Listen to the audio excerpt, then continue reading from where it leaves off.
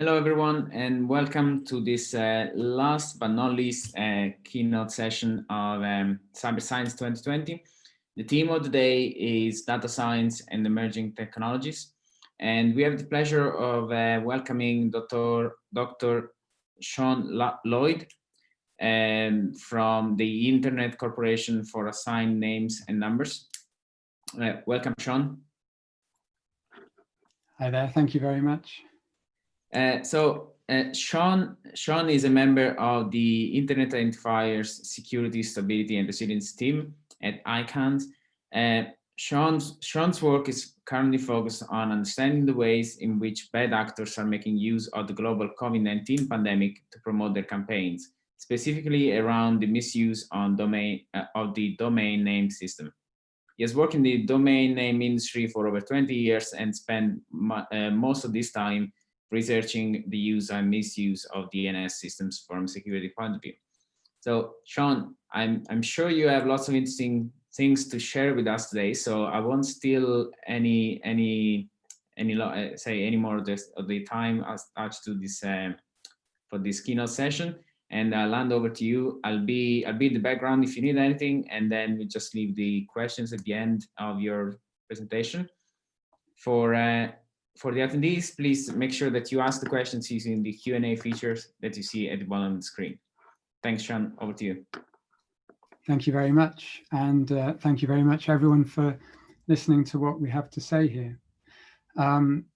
So, yes, I'm going to talk a little bit about DNS. So what it is, how it came about, and why it looks the way that it does. I'll talk very briefly about what the ICANN SSR team that I'm part of does. And then for the majority of the talk, I'll cover what we've seen around the COVID-19 pandemic and some of the data and information that we've been extracting from that. So first of all, a very quick history lesson of the internet and specifically what happened and why DNS was formed. So here's one of the very first pictures you can find of what was called the ARPA network at the time, September 1969. Essentially, it was the very first attempt, and we moved to the end of the year, the first attempt to kind of network computers, to connect things together. Previously, these devices had all been isolated and would operate locally, but not connected to one another.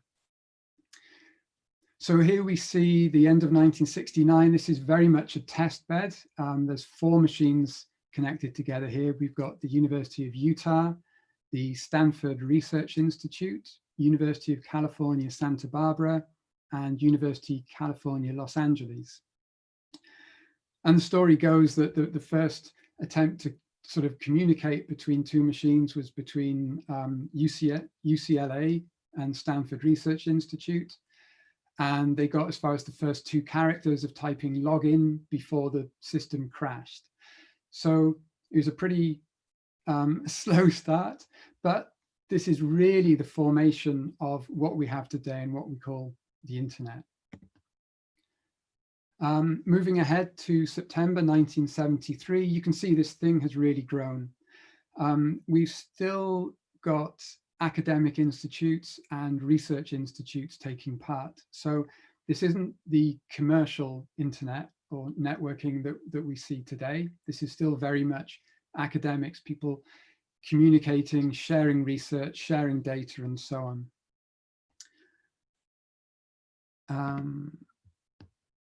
Okay, so moving ahead now, we're into the 1980s, the early 1980s, and there's a standardization process happening. TCP/IP is standardized upon, and what they have at the time is what we still have today. IP version 4 is still around. It uses 32-bit address to refer to machines and to route packets across this network. Now, the problem with these IP addresses is they're not humanly memorable. You can't really keep a lot of them in your head, even when they're in what we call presentation format, which is like the the dotted number notation that you're probably all familiar with. So what we have instead is a set of names, and these names map to these IP addresses. So we're familiar with this, we kind of understand this happens. But at this time, the way this mapping was being done was in this hosts.txt file. And this file still exists today. You can go and edit it on your computer and have any name map to a different IP address from the one it would do otherwise.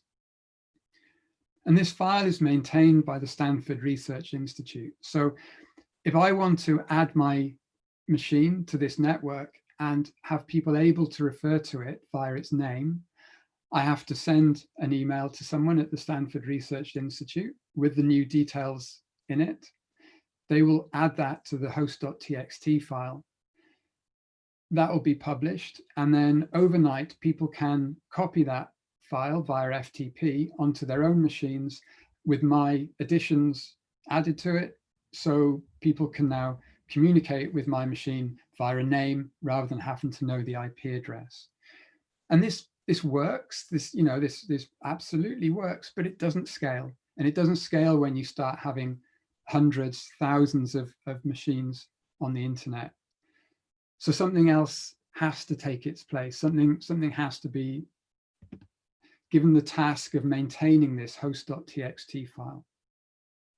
And this is where the DNS comes in. Okay, so DNS splits the namespace into, we call it a tree, even though we refer to the root being at the top. So it's an upside down tree kind of, but it's a hierarchy. And we're so familiar with these names these days that it's worth stepping back and thinking about what it means. So what we have are the top, what we call the top level domains, and these can be things like country codes like .ie, .uk, .de, and so on. And then what we call the generic top level domains, so things like the coms, the orgs, and all the new ones that are being introduced currently.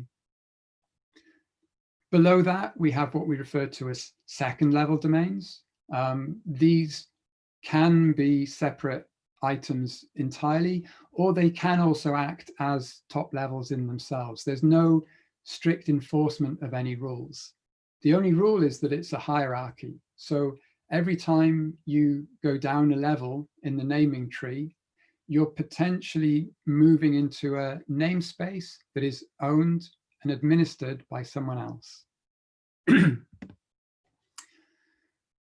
So we've split the namespace up. We've cut this host.txt file into a hierarchy, and we've distributed it.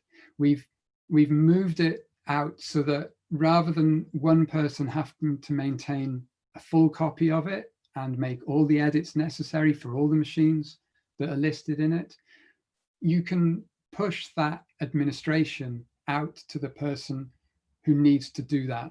So if I have my domain that's 3 levels down, I only have to administer my little section, that third level. I don't have to worry about what's happening above me or what's happening in the other domains at the same level. And you can delegate this responsibility down and down and down. As many levels as you see in the name, each of those can be a delegation to somebody else's authority. So this is great. We no longer have a single entity who has to maintain a single host.txt database of everything on the internet. But then the question is, how do we get data out of what is essentially a distributed database? Okay, so here's a diagram of how a DNS request is made. And if we imagine that on the left-hand side, that's my laptop, and I've connected to the wireless.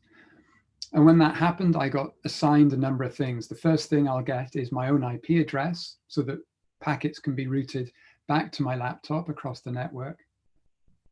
And the other thing is I will most likely get assigned 1 or 2 IP addresses of machines who are going to perform DNS lookups on my behalf. So I type a web address into my browser, And I don't know the IP address of it. My browser doesn't know the IP address of it. So I make a DNS request in order to what we call resolve that into its IP address. And I send that request to one of those IP addresses that I was given that's going to do DNS on my behalf. Now that machine is called a recursive resolver, and it won't know all of the addresses of everything on the internet. But what it will have when it starts up is a list of 13 what we call root name servers. And the root name servers know the locations for all of the top level domain machines that hold their part of this distributed host.txt file. So in the absence of any other information, it will pick one of those servers at random and it will fire my request off to it. But the root name servers only know about the top level domains, okay? They don't know the address of everything on the internet. So the response that comes back is what we call a referral. And it's essentially a redirection to one of the machines that it knows is closer to the answer that it's been asked for, okay? So it's equivalent to saying, oh, try one of these machines because I know they handle .org requests. So the server in the middle will now take one of those responses and it will fire the request off again. But we're still talking to a server that doesn't have the answer. What the top level domain servers will have is the location of all of the third levels within what it handles. Okay, so in this instance, it won't know the address of www.icann.org, but it will know where the icann.org parts of host.txt are held. So again, the response that comes back is a referral. And so the DNS server in the middle will quite happily pick one of those. It'll fire the request off again. But now we're actually talking to a machine that, provided everything's working, will have the IP address of the machine that we need.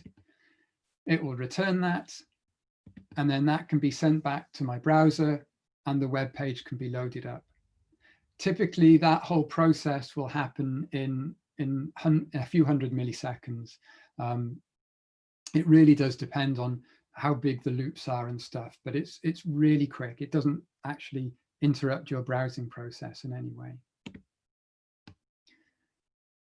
So that's DNS in a nutshell. And because of the way it works, the whole ecosystem has grown up around it with its own set of terminology. And so we refer to registrants. Okay, the registrant is no more than the individual or the organization who wants a domain name. Well, actually, strictly speaking, they want a web presence or an email presence, but in order to get that, they need a domain name. And then we have the registries. The registries maintain top-level domains generally. There are exceptions, but most of these things are happening in top-level domains. So it's their job to maintain the link between the root name servers and their own. So that is the root machines that know all of the top levels and their own machines. That referral link has to be maintained. And then they have to publish the referral data that gets you closer to the answer that you're looking for. And then the third party that is involved in this ecosystem is the registrar. So a registrant wants a domain name, and generally you don't go directly to the registry. There are exceptions, but normally what will happen is you go via a third-party registrar, and they will interact with the registry on your behalf. They will provide the information that's required for your domain name to exist in the DNS. They may, and quite often do, run their own DNS. So quite often if you buy a package which will involve web hosting, DNS, and a domain name, they will all come from the same person. So they'll quite often come as a single thing, just as a sort of a sales thing. Okay, so if we look back at that diagram that we just went through, you can see the players involved and where they act. Excuse me. So we've got the root servers, they're run by the root operators. We have the TLD servers, that are run by the registries. And then we have strictly the DNS provider, which will likely, and in many cases, actually also be the registrar, providing the machines down the bottom. And this is what's involved in the DNS. This isn't anything about web hosting. This is just the DNS request that is made in order to get the IP address of where the web content is hosted.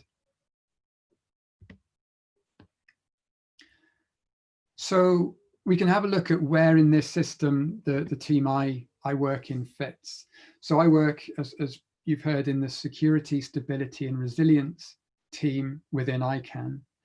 And the role of our group is to maintain trust in this system, that the whole idea of creating domain names, using DNS, we need to maintain the trust within it. And that's critically what our team does, okay? And some of the ways we do that is we look at raising awareness about threats. We look at helping with information sharing, with helping collaboration, so putting people in touch with parties who may be relevant to problems at hand. We're also involved in analyzing DNS data and registration data and looking for patterns, trying to find where problems may be occurring, where there may be misuse and potential bad actors at play. Okay, so the main thing I wanted to cover is around the COVID-19 pandemic and what we've seen with the data that we have access to. Okay, so a little bit of a spoiler alert, and I'm sorry, but I mean, there's no easy way to say this, so I'll just put it up. Criminals use the internet, okay? There are people who will use the internet for malicious purposes. Also, hopefully this doesn't come as too much of a surprise because we kind of know this, but criminals will use big events in order to hook victims into whatever scheme they're running.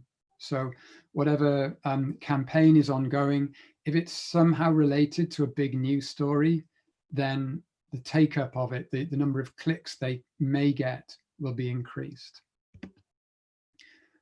So if you combine a large global event with the internet, you've kind of got a ready-made mass audience just waiting there, eager to take part in whatever is going on. So we've seen many times before, actually, that big events have associated bursts of domain name registration, okay? And the larger, the more global the event, generally the larger an effect you see. And COVID-19 has been no different from that respect. In fact, because of the nature of it and the way it's kind of forced people into working from home and the way it's genuinely a global event that's like the first half of every news program, means that it's probably the perfect storm for this kind of thing. It's probably the largest event that certainly I can remember seeing in 20 years of this industry. So we were seeing lots of information being published. We were seeing graphs like this one. This is published by a group called the COVID-19 Cyber Threat Coalition. The data behind it is from a company called Domain Tools.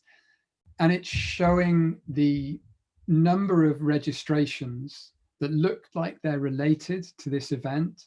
And specifically in this case, they're looking at the ones that appear to have some kind of malicious intent behind them. And it's quite important to realize that there will be lots of registrations that are just not malicious, okay? There's lots of people either trying to publish good works that are going on. There will be legitimate sites giving information about events. So but these are ones specifically that have some reason to believe that they're suspicious. And there were lots of groups springing up. So the CTC I've just mentioned provided that graph before. There's a group called the Cyber Threat Intelligence League. A lot of companies were publishing blog articles or publishing data sets on this from all sorts of different sources. So we had people using registration data. We had people using newly observed host lists from DNS traffic itself. So you can look at DNS traffic and you can say, no one's ever asked for this name before, put it on a list. Things like certificate transparency logs where HTTPS certificates are added to a list, and you can look through those for things that are related to the pandemic. So lots of these sorts of efforts were going on. And in the SSR team at ICANN, we were looking at this and we thought, okay, so we can't just reproduce what other people are doing. There's no value in that at all. What we want to be able to do is get good intelligence to the right people. So to the people who need to know about these things going on. And in our world, that's mostly the registrars. And in a few cases, we would talk directly to the registries behind domains. So how did our approach work? This is similar to what other people were doing, but slightly different in the fine details, okay? So we start with zone files. We have access to what we call the GTLDs, the generic top-level domains. And we also have a few country code top-level domains, but not so many. We certainly don't have full coverage of those. And we take a basic group of what we call the seed terms. So these are the words like COVID, corona, pandemic, and so on that were definitely associated with the event. Over time, other terms become popular and become related to the event. So things like lockdown or social distance or certain drug names that become associated with it. They weren't there at the start, but we would add them as they became associated or via news stories or just popular press. We would also translate these terms into different languages. So not everything is in English, so we would translate into 16 different languages. We looked at things called homoglyphs. This is where things are replaced by lookalike characters.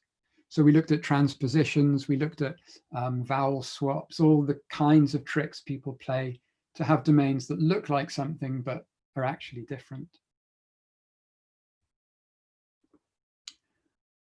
With the introduction of different languages, we also have, of course, different character sets. And within DNS, different character sets are encoded in what's called punycode. So these are domains that start xn-, and then a string of ASCII characters. But that can be decoded into various different character sets and displayed in that character set within the browser. So by doing all that, we get our list of pandemic-related terms, and it's not been static. It has evolved over time, just because the event has evolved over time. So the first thing we see are false positives caused by overlap with other existing terms. Okay, so you can imagine if someone has the word coronation in their domain, it also has the word corona. So we were picking things like that out. Or something like Tom asks questions also has the term masks in it. So in order to get rid of those, we added an allow list filter. So this was an extra filter within our process that would remove domains that had the larger terms in them. So if it has the word coronation, that will be removed from our consideration.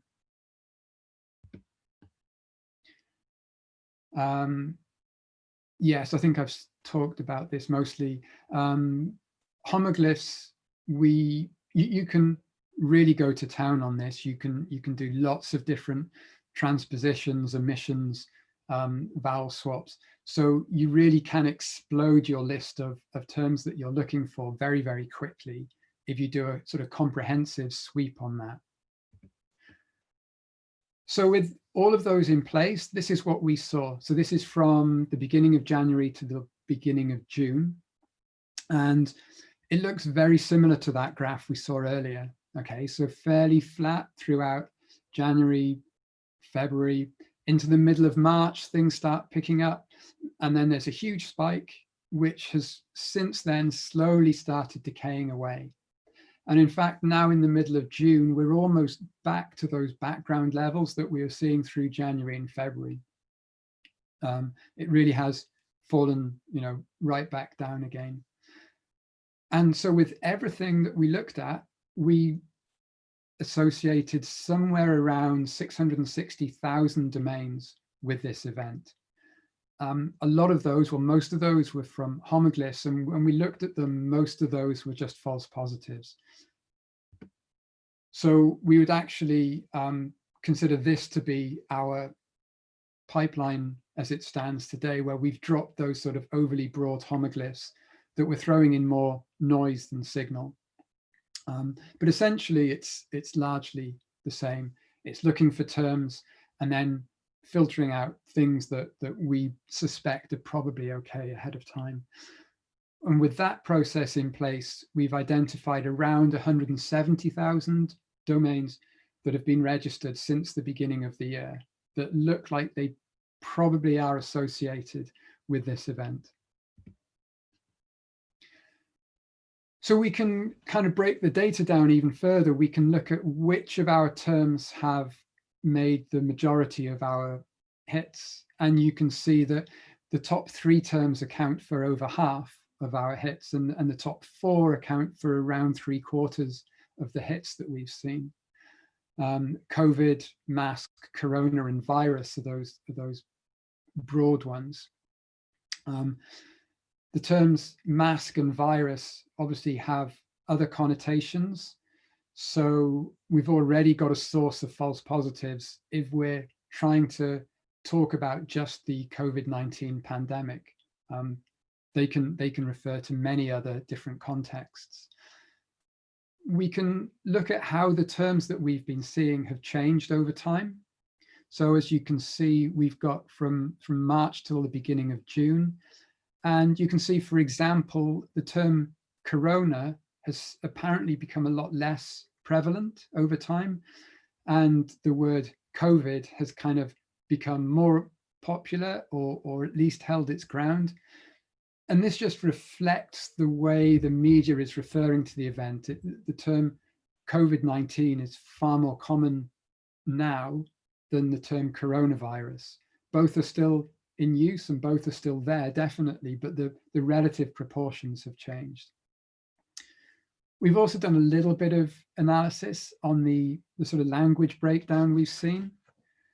I think it's important to note with these figures, even though we can clearly see a strong preference for English, we don't have access to all of the country code top level domains, which cover the languages that we might expect to see. So our sample is relatively skewed towards what might be considered more English volume. So if we were to extend into the .de, the .fr zones, for example, then we might see those languages pick up a little bit. So treat those figures with a grain of salt is, I think, what I'm saying. Okay, so this is good and this is interesting, but this is data. Okay, this is not intelligence at this point. We will see mixed in with all of these domains, there will be things that are completely benign. There will be domains that are unrelated to the event at all. They just happen to have a term that overlaps. There will be what we call defensive registrations, where people register names in order to have control of it so that nobody else can use that maliciously.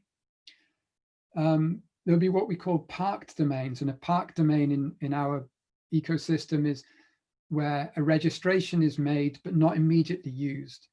And what sometimes happens is that they will get delegated, a small web page will be put up saying maybe this domain is for sale, or it'll have some adverts on it to try and generate revenue while the person decides what to do with it.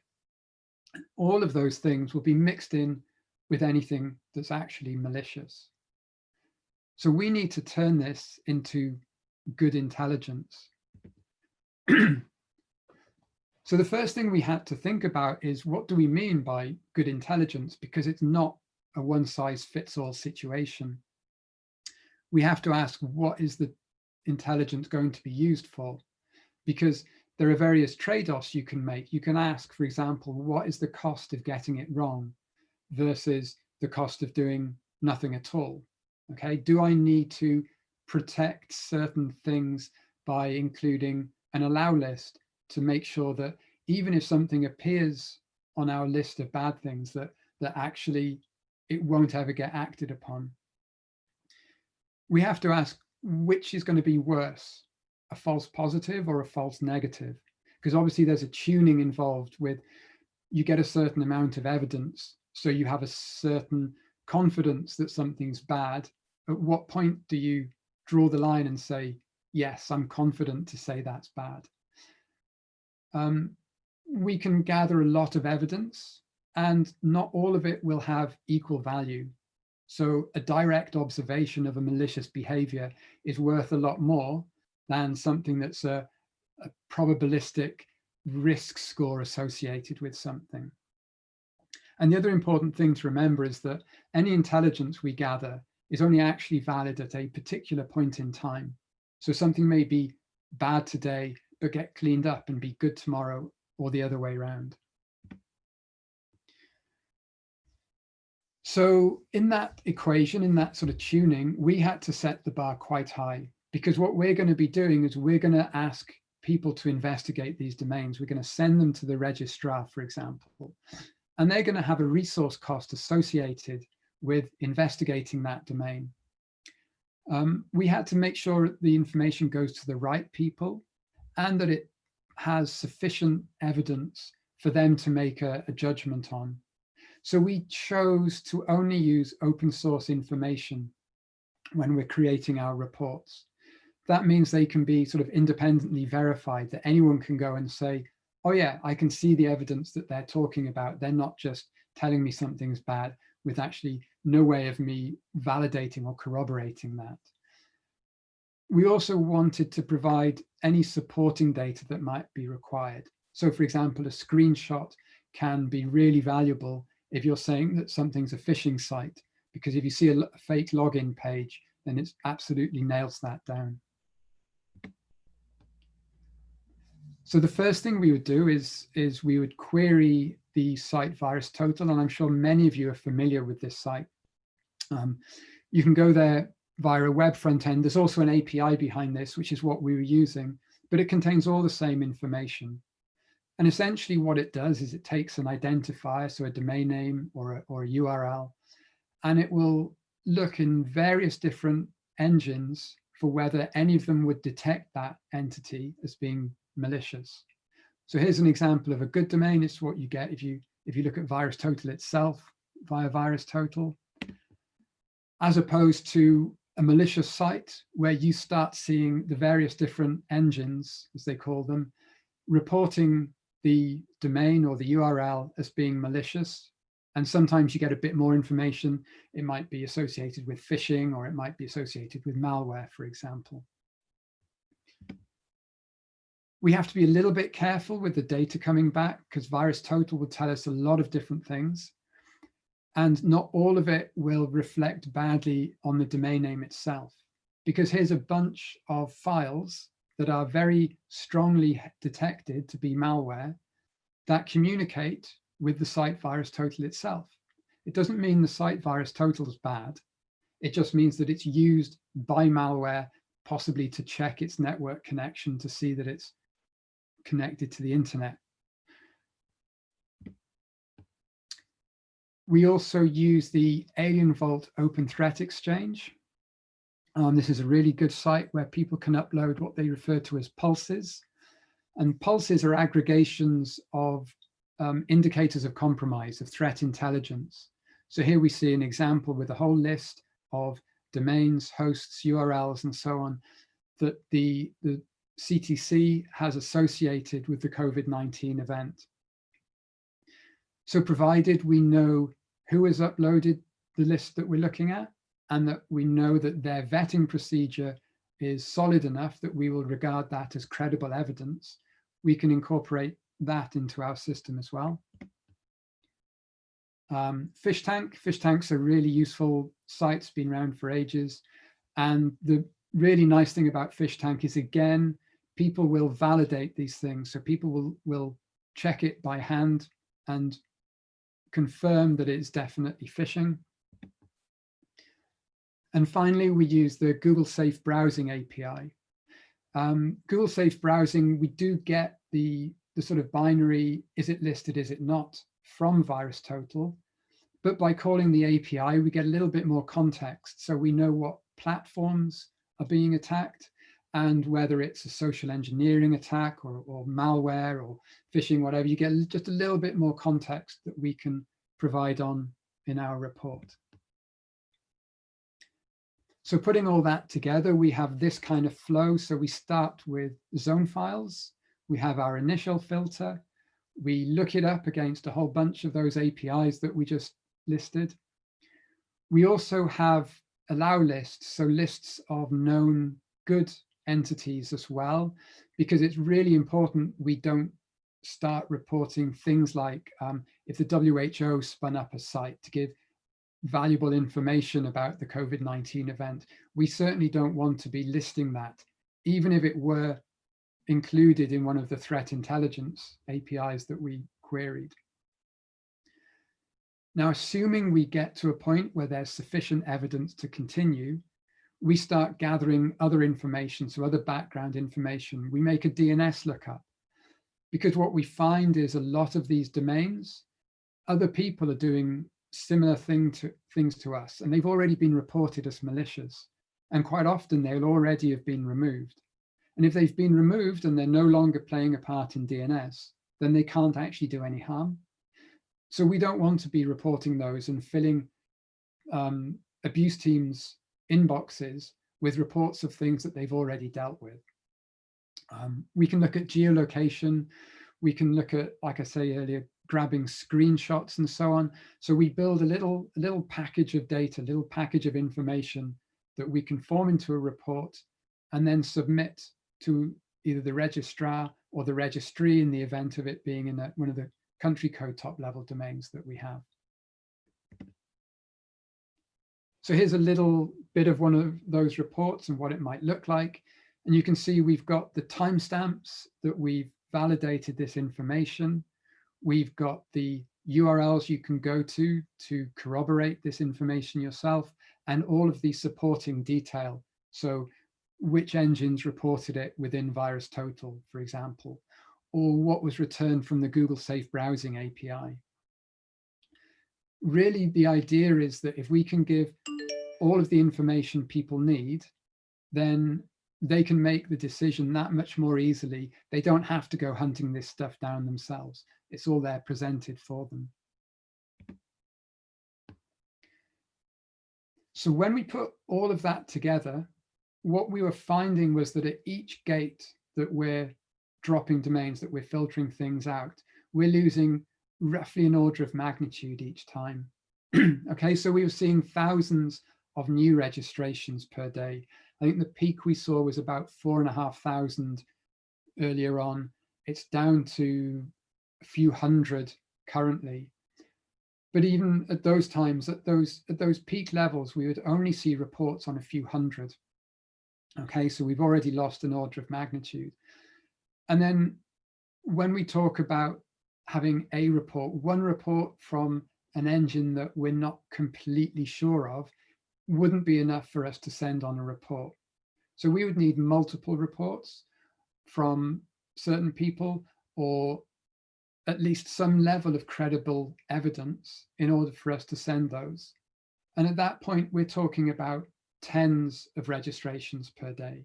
Okay, so we've gone from that initial list of thousands down to really a handful of domains that we would say this is bad enough that we would like somebody to investigate it.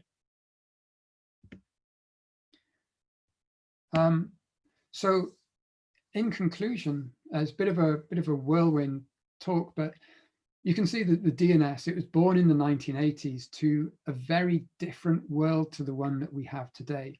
But actually, it's still going strong. It's still performing the role that it was intended for. And it has had to be tweaked along the way. It has had additions made to it because the environment it's operating in is quite different to the one that it was designed in. There's a lot of hard work being done, but it's still definitely going strong. And I think in relation to what we saw with the COVID-19 event is, yes, there are bad domains out there. And yes, there's a lot of malware that is associating itself with the COVID-19 event. But it's actually nowhere near as bad as some figures would suggest. And I think the other thing to say is that overall, the volumes of malicious actors, the volume of malicious campaigns out there is actually largely unchanged. The difference is really the hook and the way in which they're drawing people in and the way in which they're trying to get their campaign to be more successful than their previous one or from their competitors' campaigns. So with that, I'd like to say thank you for listening, and I will open up for questions. Thanks, Sean, for a very interesting presentation. We have a few questions already. Okay. So I will start with the first one. Cyril is asking, why does ICANN not have coverage of all ccTLDs? It's just in the way we operate. So we have, what's the word? So the generic top-level domains are under license, if you like, to ICANN. They have a responsibility to publish their domains, and we act as a third party in that. The country code top-level domains are really their own entities. We don't have the same kind of relationship with them. We have relationships, and a lot of stuff is done in collaboration with the country code top-level domain, but they're under no obligation to provide their zone files to anyone, let alone to ICANN. All right. Then Arno is asking, when you send reports to the registrar, do you include possible subdomains or complete URLs or just the domain name? So we currently begin with the zone file. So we start with a domain name. If in the course of the investigation, so for example, if VirusTotal throws up a report that's linked to a subdomain or linked to a full URL, that will be included within the report. But ultimately, our starting point is domain. So the majority of the reports we're making are based on a domain, not on a subdomain. And who is the main entity responsible of protecting people? Protecting people to access malicious website, the registrar, registry, or the governments? So who is responsible? That's there's not an easy answer to that. So there's various different things that may be happening. It's very important to remember some domains may be a benign registration, but actually when the website has gone up, it's been hijacked and it's being used by a malicious third party unbeknownst to the legitimate owner of it. And in that event, you know, the kind of the cleanup that's required is very different to the case where the actual registration is malicious from day one. So there's lots of different cases, there's lots of different ways in which this can work, and there's no easy answer to who is responsible or who should be taking action on these things. All right, then Ahmed has 3 questions in one, actually. So I will just start with from the first one. 3 questions on security issues with DNS. What if a domain name owner waits for a few weeks after registration to perform malicious actions? Yeah, that is certainly a possibility. And one thing I didn't mention is that we actually rescan every domain after 7 days, 14 days, 21 days. Absolutely. There's there's a sort of a risk involved in going to a brand new domain name because it has no reputation, it has no history. For the actor's point of view, there's a risk in holding on to something for longer than is necessary because there's a chance that things will get taken down or suspended based on the name within the registration. So definitely there's value in rescanning things because their status can change over time. Okay, and what is the acceptance of DNSSEC on the internet? Okay, so DNSSEC is a way of validating responses within the DNS. The take-up varies depending on which sort of namespace you look at. It's generally lower than a lot of people would like. I would hesitate to put an entire figure on it, because it varies so wildly from TLD to TLD, from subdomain to subdomain. There's not a single answer to it, but it's certainly lower than a lot of people would like. That's fair to say. Okay, and then the last part there of this question is there any countermeasure against dynamically generated domain names employed by malware authors or attackers? Yes, that's a good question. So there's a very common technique called algorithmically generated domains. You refer to DGAs, domain generation algorithms. And these spit out as many random looking domains as you like, which makes it very hard as a defender to defend against all of them. On the flip side, they sometimes have characteristics that make them relatively easy to spot. So you may see they all have the same length, or maybe they all have a hyphen in the fourth character, or maybe none of them have a Z appearing in them. So there are ways you can spot these. You can look for purely random looking strings in use as a domain name, non-dictionary terms, for example. And in that way, you can spot these things. But it's an arms race, because as soon as you start doing that, people then start amalgamating dictionary words together. And you can be really clever and include a verb list and a noun list. So these things have some kind of semblance of normality about them, in which case they can become increasingly difficult to spot. And then Cyril again is asking, did you profile C19 and CV19? I'm not sure I understand the question there, I'm afraid. All right, so maybe Cyril, do you want to clarify there with the subsequent question there? No problem. And then Arno is asking, looking at the future post-COVID-19, how is the adoption of IP version 6 going? So yeah, IP version 6 is, I guess you would call the adoption slower than anticipated. There is a lot of variation regionally. So for those who aren't familiar with this, there's essentially two flavors of IP addresses, and IP version 4 is the old one that we have had for a long time. And IP version 6 is a replacement, largely because we're running out, or have run out in many cases, of IPv4 addresses. IPv6 is a much, much larger space. But because it requires changes to be made to networking equipment and so on, its adoption has been slower, apart from in regions where it's really been enforced by circumstance. So Asia Pacific has run out of IPv4 addresses for a lot longer than other locations. So their uptake has historically been a lot higher.